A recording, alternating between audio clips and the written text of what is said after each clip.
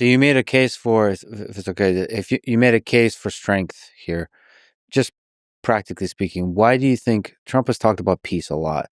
Why do you think he hasn't been able to get to a ceasefire with Ukraine and Russia, for example? If we just move away from Iran, Yeah. without getting into the history of the whole thing, like why he's been talking peace, peace, peace, peace, peace. He's been pushing it and pushing it. What can we learn about that so far failure that's also instructive for Iran? Look, I'm not a Russia expert. I'm not a Ukraine expert. I'm sitting in front of two people who know a lot more about that conflict than I do. You are, we should say, banned by Putin. I am. I have been sanctioned by Russia and by Iran. Yeah. Sanctioned, yes. Yes, banned, sanctioned, threatened. Congratulations. Thank you. Thank you. Well, it causes some difficulties. But anyway, I think the answer to that is that for Putin, he needs to understand that, like Khamenei, he has two options here, right? Option one, which President Trump has signaled over and over and over again, is come sit down and negotiate a ceasefire with the Ukrainians. Okay. I don't want to get into the details and the back and forth about who's responsible for the fact there's no ceasefire, Putin or Zelensky. I mean, that's a whole other debate, and I'm sure you guys have a lot of opinions on that. But path one is sit down and let's negotiate a ceasefire. Path two is the United States will use American power in order to build our leverage so that Vladimir Putin understands that he has to do a ceasefire. Now, I'm not suggesting U.S. troops. Absolutely not. Right? What I am suggesting is there's a package right now of sanctions that have 88 co-sponsors in the Senate across party lines. And I think Trump is using that and will use that as a sort of sword of Damocles hanging over Putin and the Russian economy to say, look, Vladimir, we either do a ceasefire or I'm going to have no choice but to have to start imposing much more punishing sanctions on you and on the Russian economy. So I think there's an economic option.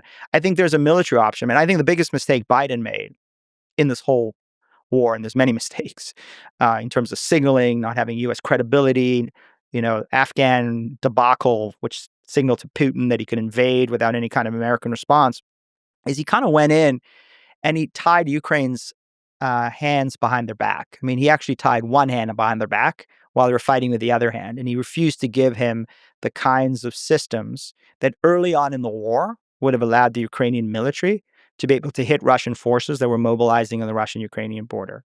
And I think if he had done that, I think this war would have ended sooner. There'd be far less casualties. And I think Putin would then understand, maybe I need to strike a deal. I'm not a Russia expert or a Ukraine expert. I don't know what the deal looks like.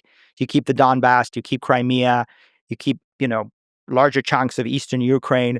That's for smarter people than me on this issue to decide what the deal looks like. But there's no doubt today, Putin thinks that he can just keep fighting, keep killing Ukrainians, keep driving forward. Eventually, he's going to wear down the Ukrainians through a sheer war of attrition. He'll throw hundreds of thousands of Russians at this. He doesn't care how many Russians are going to die.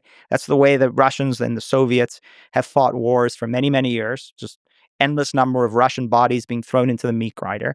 And he thinks he can continue without any consequences. And I worry that as a result of the fact that we are not showing Putin that we've got leverage, it's made war more likely, it's made a war more brutal, and it's going to make a war more protracted.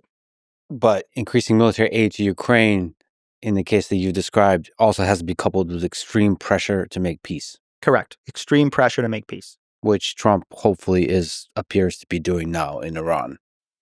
I think Trump is early. I mean, it's interesting you said that because he's early indicators. Again, who knows where the ceasefire goes?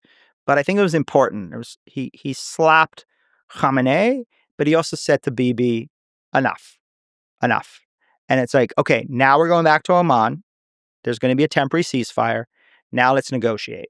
And I think that's important. And I think it shows that Donald Trump is leading, not following. It shows that Donald Trump is his own man, not on the payroll of the Russians or the Iranians or the Israelis or all these other crazy accusations that have been made about this guy for many, many years.